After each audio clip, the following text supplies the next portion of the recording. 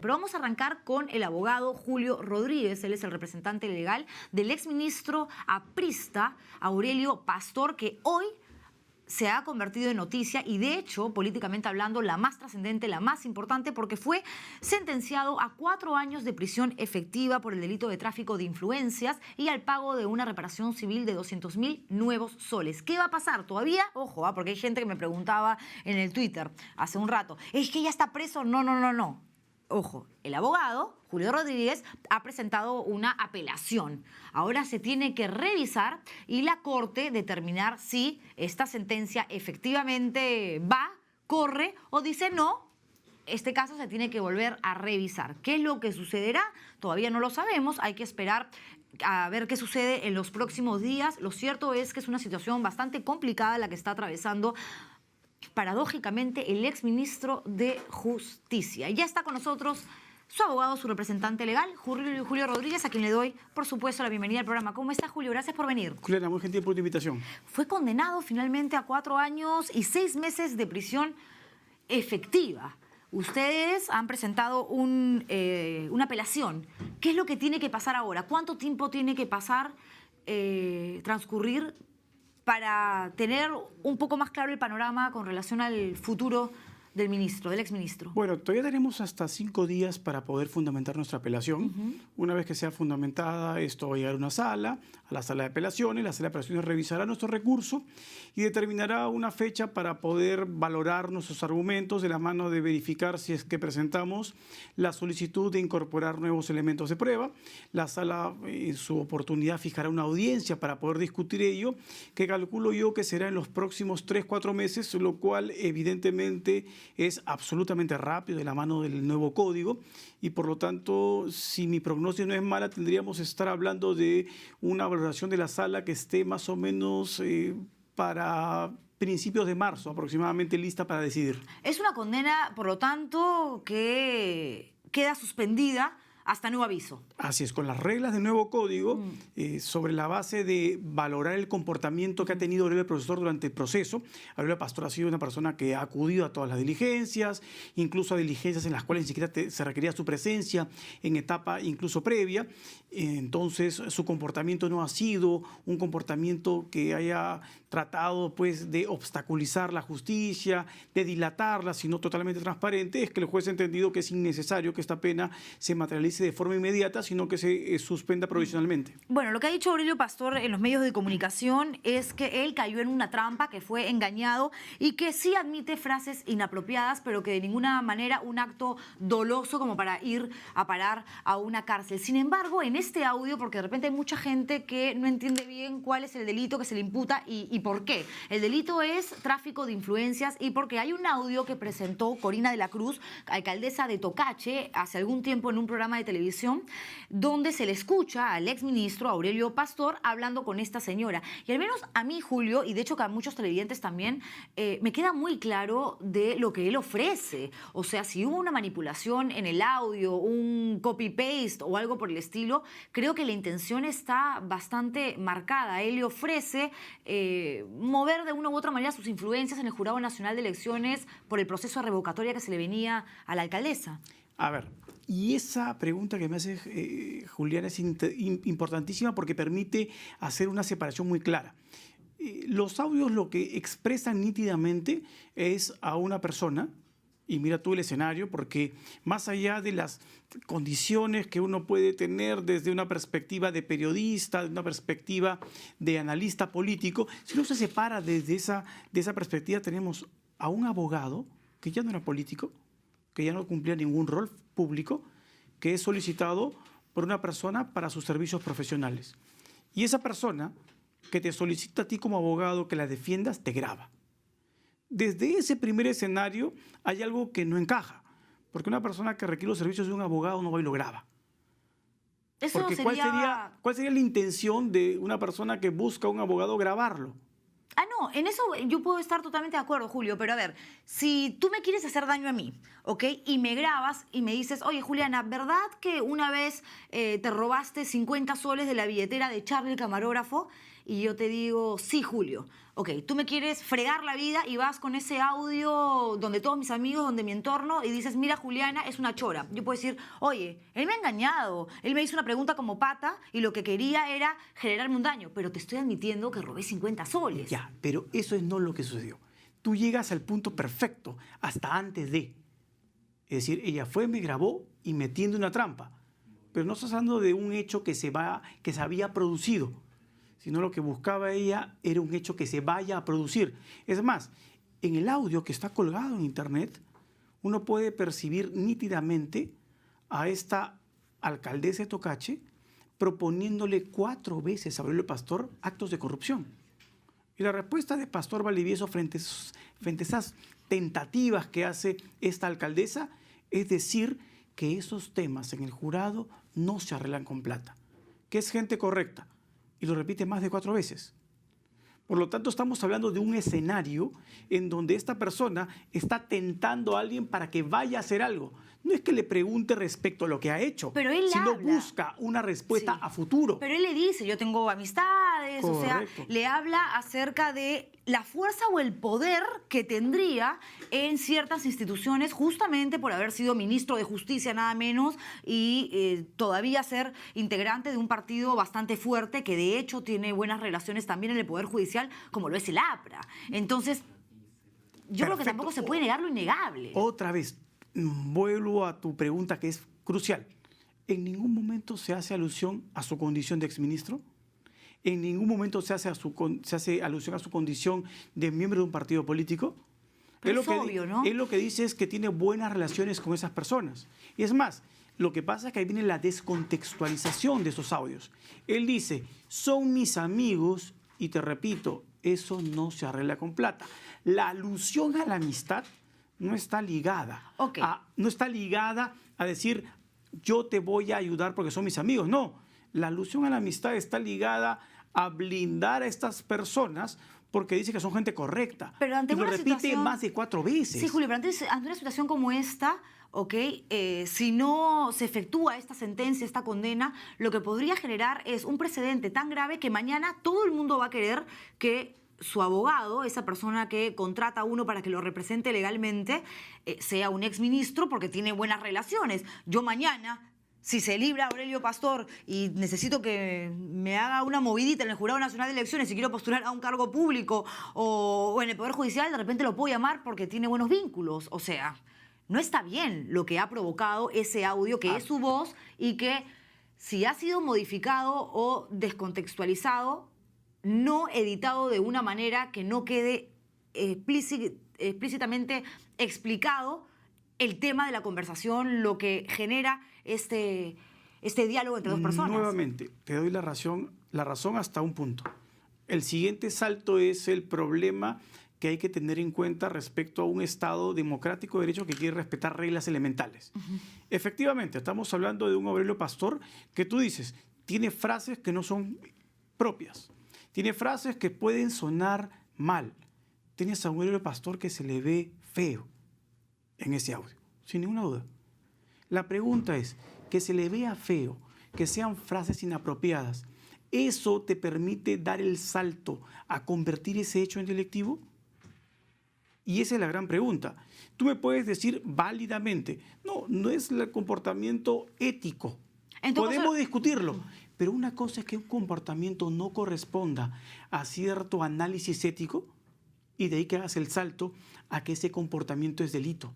Okay, entonces, o sea, hay una enorme diferencia. No, seguro que sí, además tú eres el abogado y el experto en leyes, pero bajo esa perspectiva yo podría decir, ok, Aurelio Pastor, que después de este escándalo no vuelva a pensar en su vida a ocupar un cargo público porque no tiene la ética, no tiene el comportamiento adecuado que requiere una autoridad, pero claro, tampoco que se vaya a la cárcel porque no es un delincuente. ¿A eso están apelando ustedes, la defensa? La defensa está apelando a una cosa muy concreta y te explico por qué. Yo hice alusión y el juez hizo un repaso muy superficial del caso, el que yo le menciono como un precedente trascendental para poder entender que estamos ante lo que se llama un delito provocado, una trampa. Bueno. Y no lo digo yo. Ojo, tú puedes decirme, tú eres el abogado y por lo tanto tienes una perspectiva de defensa. No, hemos acompañado dictámenes jurídicos de personas intachables. Delia Reboredo, miembro del Colegio de Abogados, miembro de comisiones de ética del Colegio de Abogados. García Belaúnde, ilustre miembro del Colegio de Abogados, también muchísimas veces miembro de comisiones del Colegio de Abogados. ¿Qué dicen ambos? Que el comportamiento de Pastor, más allá de poder discutir la situación en la que se encuentra, uno, es una trampa. Dos, no es delito. No solo lo digo yo. Lo que quiero llevarte a ti para que tú puedas comprender cuál es el escenario real de esto, es que si nosotros queremos ser un Estado racional, en donde la justicia sea realmente ciega, la ceguera tiene que responder a entender que un hecho puede verse desde una perspectiva subjetiva y personal éticamente reprobable, pero no tiene por qué ser delito. Y te doy el ejemplo que la justicia americana utiliza. Estamos hablando de la justicia norteamericana, que es un Estado absolutamente democrático, donde nadie va a cuestionar la institucionalidad del Poder Judicial. ¿Sabes qué caso llevé yo ahí para que tú puedas hacer simplemente el análisis? Un caso que es conocido y utilizado por todos. El caso que se llama Jacobson versus United States. ¿Quién es Jacobson? Jacobson es un comprador de pornografía infantil que es provocado por el FBI para comprar pornografía infantil. Lo persiguen para que compre y finalmente el sujeto accede a comprar, provocado por un funcionario del FBI. ¿Qué es lo que dice la Corte Suprema Americana? Mira lo que dice ese hecho, donde a Jacobson se le va a ver horrible comprando pornografía infantil. Sí. Ha sido provocado y por lo tanto no es punible. Bueno, en todo caso, en los Estados Unidos o en ese estado, porque... No, Estados Unidos, Corte Federal. Deberían de cambiar algunas reglas de juego, ¿no? Porque si a mí me dejan, a ver, un carro último modelo Audi de $100,000, me dan la llave acá y me dicen, flaca, ¿qué? El dueño se ha quitado, ahí está la llave, olvídate, si te quitas con este carro nunca se va a enterar, porque encima no sé qué. O sea, ¿está en mí cometer un delito o no? Hay una provocación. Me están dejando un carro maravilloso, me están diciendo que el tipo no se va a enterar y me están dando la llave. Y te están filmando haciéndolo. Ok, pero ahí está en todo caso esa decisión trascendental que podría determinar si me convierto en delincuente o no me convierto. Perfecto tu razonamiento, Juliana. Pero esa decisión no es una decisión que es libre, sino que está condicionada por una persona que no es víctima. No, la decisión no. Podría ser el escenario ciertamente manipulado porque hay una cámara y digamos, la persona te coloca en esa situación. Pero es que no es que te coloque. Entonces ya no eres víctima. El dueño del carro no es víctima. Y eso es lo que la justicia americana reconoce. Sí, es que si no eres víctima, por lo tanto estás en una escena provocada. Y si la escena provocada ha sido establecida para llevarte a esa situación, tú no puedes avalar la provocación en un Estado democrático, porque si no generarías la posibilidad de que cualquier persona en cualquier escenario llevada a ese extremo pueda generar una situación de respuesta que te pueda comprometer y perjudicarte. En ese caso, por eso el delito provocado, aun cuando tú digas, sí, pero no es moral, no interesa que no sea moral, no es delictivo. Ok, entonces, bajo lo que tú, el razonamiento que acabas de plantear, legalmente sustentado, yo podría decir, tienes razón, Julio. Ok, hay una persona que está generando una provocación que puede incitar a que se lleve a cabo efectivamente un delito. Esto llevado al caso Aurelio Pastor, tu defendido, perfecto. Entonces, si él es condenado a 4 años, 6 meses y al pago de una reparación civil de 200.000 nuevos soles por supuestamente haber cometido el delito de tráfico de influencias, que a Corina, también a la alcaldesa de Tocache, se le castigue, se le sancione porque ella fue la que provocó a los dos. Pero no se tiene por qué librar Pastor. Porque es que, Julio, tú me dices, ok, te voy a dejar, Juliana, tú eres una pedófila peligrosísima. Ya, pero todavía no has cometido ningún delito. Pero yo la quiero fregar a Juliana. Me dejas con un niño de 12 años, me pones una cámara escondida y me tratas de provocar y el escenario es perfecto. El niño y yo, ¿está en mí tocar a ese niño? ¿Está en mí agredir sexualmente al niño o no? Si lo agredo, estoy cometiendo un delito. ¿Que me generaron un escenario provocativo? Sí. ¿Que me están grabando para hacerme caer en la trampa? Quizás sí. Pero yo decido caer en la trampa o no. Porque la racionalidad también debería aparecer en las leyes. Tu ejemplo tiene una enorme utilidad, pero tiene una enorme falla estructural. Y te explico por qué. El niño siempre va a ser víctima. En el caso Jacobson versus United States, no hay un niño de por medio. Es pornografía infantil, que se la vende un miembro del FBI. En la escena de Pastor, Corina de la Cruz no es una víctima. Ella no es víctima de nada. Es una persona que ha declarado que tiene más de 1000 grabaciones. Es una persona que ha declarado que Aurelio Pastor es su enemigo que quería vacarla y que él estaba detrás suberticiamente de esa vacancia.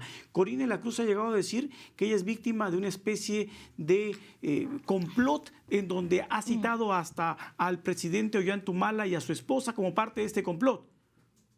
O sea, no estamos hablando de una víctima. Ok, Julio. En el caso que tú me mencionas, el niño siempre será víctima. Entonces te lo paso a otro escenario porque voy a seguir, digamos... Y me gusta este razonamiento porque me lleva... en este tema porque yo creo que no se puede librar a Aurelio Pastor tan fácil porque tiene o no vínculos en el Jurado Nacional de Elecciones, además del Poder Judicial, además del Ministerio Público o donde fuere.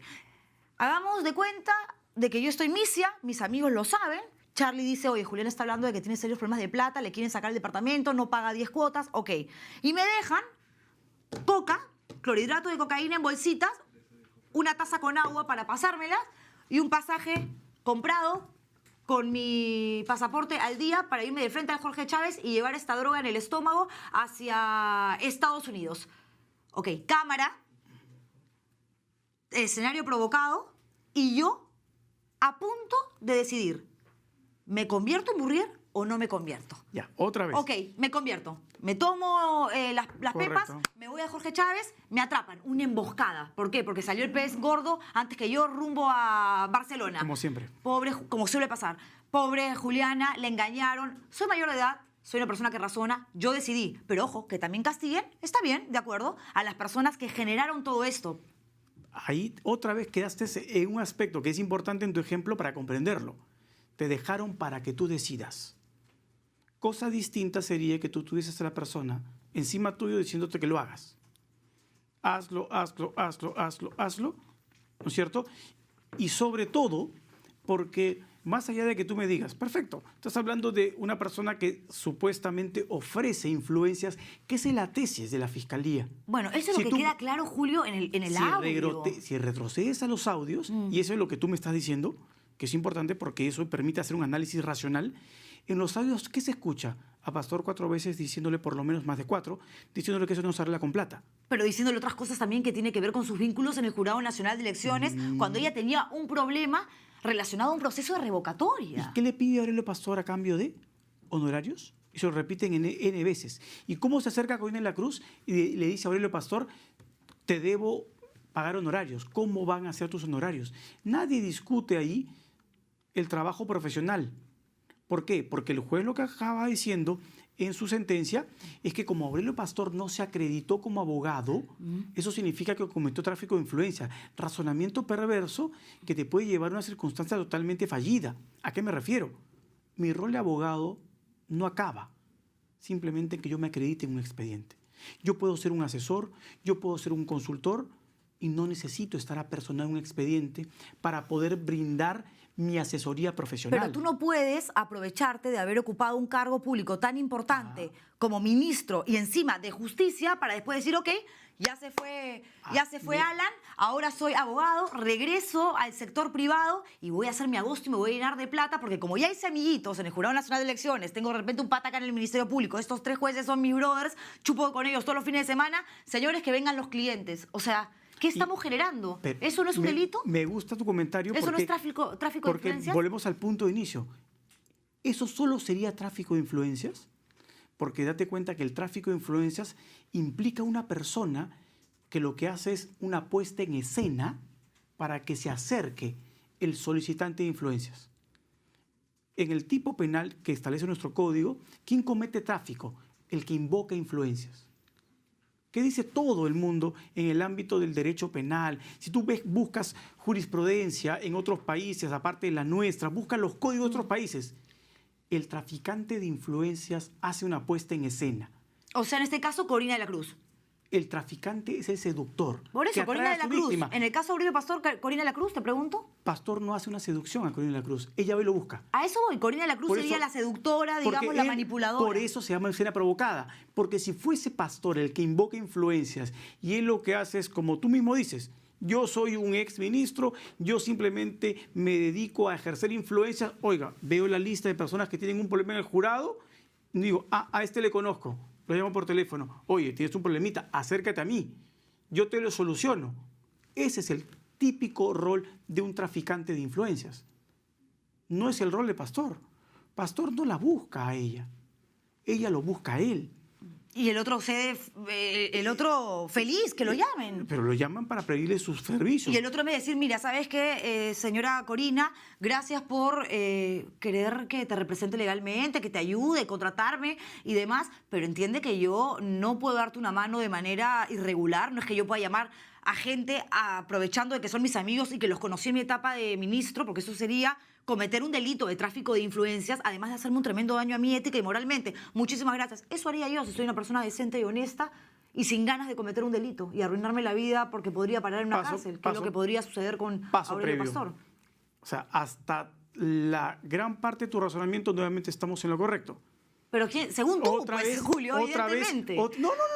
A ver, según yo y según Delia Reboredo, que tú no puedes decir que es una persona que no sea intachable, pero no y según García Belaúnde, que tampoco vas a poder decir que es una persona intachable, estamos ante una escena provocada. O sea, tú tienes la razón hasta ese punto, porque en el punto siguiente se trata de una celada. Y el engañado, y es lo que dicen todos, no puede ser responsabilizado.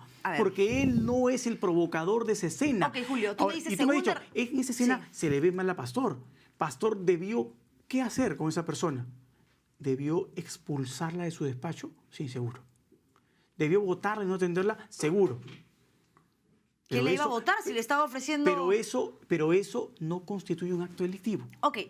Bueno, esa es la percepción que tienen ustedes y la interpretación de la norma, al igual que Delia Reboredo, que me cuentas que piensa igual, que García Belaúnde y demás. Pero el juez que condenó no piensa igual que ustedes y también es un experto en leyes. El procurador anticorrupción Cristian Salas, que ha dicho que esta condena es histórica, tampoco piensa igual que ustedes y también es abogado. O sea, no compitas con lo que yo puedo opinar o la traducción o interpretación que le pueda dar a la norma, porque finalmente yo no soy abogada. No, por eso esa discusión me gusta, porque permite hacer un diálogo de intercambio de opiniones. O sea, el juez tiene una percepción, claro, el juez tiene una percepción, pero como vuelvo a mi punto de origen, es la percepción de él. No significa que la de él sea correcta al 100%, porque podemos tener otros magistrados que evalúen esa situación y piensen distinto a él. Ahora, la percepción del procurador Salas Beteta no es una percepción que yo pueda valorar, porque si me dice que es un caso ejemplar, histórico, que es primera vez que se condena a un funcionario de alto nivel, como lo ha dicho. Es lo que ha dicho, exacto. Pero es una percepción política, pues, porque Pastor no es un funcionario, era un abogado privado. Entonces, la percepción del procurador... Fue funcionario. Pero es que él no está procesado por ser funcionario. No, él está procesado por tráfico de influencias. ¿Por ser qué? Un abogado como cualquier otro. Pero que fue ministro también. Pero es que eso no puede... Eso no está dentro del proceso de investigación. Y no puede estarlo. Porque esa declaración del procurador lo vuelve a aterrizar en lo que siempre ha hecho el procurador. Julio. Una percepción puramente política y no jurídica. Yo frente a una percepción jurídica no tengo argumentos que rebatir, porque no soy un político, soy un abogado. Julio. Yo discuto argumentos legales, que no los puedo discutir con una persona que no los pone en la mesa, sino lo que hace es escaparse por el argumento político que queda bien en la opinión pública. Claro, es un exministro. Ese argumento es absolutamente falaz. Frente a eso no puedo discutirlo. Vamos a ver qué sucede porque ustedes han presentado una apelación y tiene ahora la sala superior que determinar si ratifica esta condena o no. Estaremos al tanto, por supuesto, de lo que suceda, pero también muy pendientes de que los vínculos de Aurelio Pastor no se muevan ahora más rápido que nunca, porque si le ofrecía a una señora que apenas conocía, que iba a su despacho, llamar a sus amigos en el Jurado Nacional de Elecciones para evitar una revocatoria, ahora que él está en la cuerda floja va a llamar a todo el mundo para que le den una mano. Perfecto. Tu razonamiento me lleva a hacer ese análisis y facilísimo. Es que si lo que tú dijeses fuese siquiera medianamente cierto, no estaríamos el día de hoy en este proceso. Ni siquiera había pasado ese proceso de primer filtro de un juez. Ni siquiera había sido denunciado por un fiscal. No estamos en un juicio. Este es un juicio excepcional, porque se trata de un juicio de puro derecho, donde yo voy a discutir si el contenido de ese audio constituye o no constituye un delito. Ok, y eso es lo que está en discusión y se va a determinar cuando la Sala Superior dé su propio veredicto. Correcto. Ratifico esto, que es la condena, la decisión tomada por un juez que también es un abogado y un Correcto. experto en Y es leyes, su posición de acuerdo a la respetable. investigación, exacto, y a lo que ha leído en el expediente presentado por la Fiscalía y el Ministerio Público. Pero también vamos a estar evidentemente preocupados porque se trata de un exministro, alguien que tiene buenas influencias, que tiene grandes amigos, y lo que dice y lo que narra la historia política peruana es que los apristas siempre han salido muy bien librados. Pero más allá a ver, más allá de la discusión si eso no es un exaprista, un exministro, que esa es mi intención a mí, desprenderme de la parte política. Estamos hablando del juicio que se hace a un abogado respecto a una trampa tendida por una persona que no puede ser encumbrada como una persona absolutamente pues incólume. Se trata de una persona que tiene una larga lista de investigaciones, una larga lista de procesos hasta por extorsión, respecto de la cual yo no puedo dar mayor credibilidad. Una persona que ha llegado... Bueno, pero uno no es más o menos delincuente porque robó, secuestró, mató, que solamente violó. O sea, No, y además aquí en el Perú los delitos no son sumatorios. No nos confundamos. Lo que pasa es que ella no es una parte en el proceso. Ella es un testigo. Ella es un testigo, Y claro. los testigos tienen que ser absolutamente creíbles. Y si el testigo tiene dudas respecto a su credibilidad, no le puedo dar fe. Bueno, a mí me queda claro que la estrategia ahora de ustedes, que además tú tienes que elaborar una estrategia porque eres el abogado y lo tienes que defender en los tribunales, es llevar, digamos, el caso, revertirlo para que ahora la víctima sea Aurelio Pastor, el engañado, el pobre exministro que estaba ya dedicándose a otras cosas en su despacho de abogado y viene una mujer seductora con minifalda regia, la alcaldesa de Tocache, para decirle, por favor, defiéndeme de este asunto tan problemático en el que estoy envuelta. Y llama a tus amigos del Jurado Nacional de Elecciones. ¿Va por ahí o no, Julio, con total honestidad? Yo con total honestidad te digo, no estamos hablando de una víctima, porque ella no es una víctima.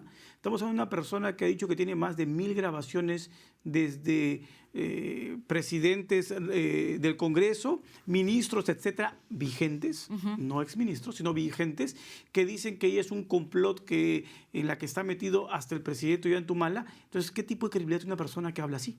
Bueno, Vladimiro Montesinos se encargó de grabar a todos los que se sentaron en la salita y él cumple su pena por los delitos que se corroboraron, pero los que se sentaron ahí no dejaron de pagar también en la cárcel por lo que hicieron, más allá de que el otro los engañó, preparó el escenario y demás. Hablando de un caso un poco más extremo, bastante más extremo. Perfecto tu ejemplo. Muchos de los que estuvieron sentados ahí, porque Montesinos los llevó ahí y porque los provocó ahí, fueron absueltos. Muchos de los que estuvieron sentados con Montesinos allí, que no pactaron con Montesinos, sino que fueron llevados por Montesinos a esa circunstancia, fueron absueltos.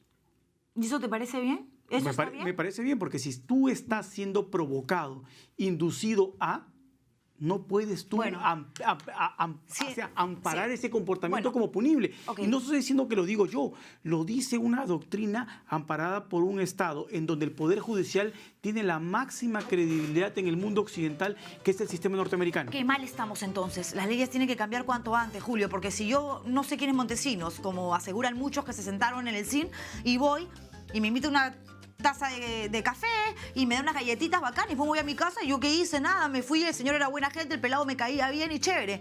Pero si voy y me empieza a decir, oye, mira, Juliana, oye, entrevista a tal pata, yo que no tengo un cargo público, ¿no? Como periodista, y te doy esto a cambio, o roba y no sé qué, y me quedo ahí conversando, por más de que no estoy ejecutando, ejerciendo o cometiendo un delito, pues caramba, o sea, algún castigo debo de tener, ¿no? Por estar sentada con un delincuente que me está diciendo, oye, conviértete tú también en delincuente, y yo, ya, bacán, lo voy a hacer ahorita. Pero en fin, este tema va para largo. Yo te voy a pedir, Julio, que nada, que apenas esto empiece a caminar con relación a la apelación que han presentado, todavía hay tiempo, regreses para irnos adelantando cómo van las cosas y que le digas a Aurelio Pastor también que se dé una vuelta. A mí me encantaría poder conversar con él. No, yo estoy de acuerdo contigo en que este tema tiene que ser discutido, pero lo que sí es importante dejar en claro es que la percepción respecto a lo que tú me dices, no, es que no se puede admitir esto no puede ser así, etcétera, es un juicio de reproche moral. Yo estoy de acuerdo contigo. Y Aurelio Pastor ha hecho su mea culpa en los medios, se ha reconocido que lo que dijo ahí no es lo propio, etcétera.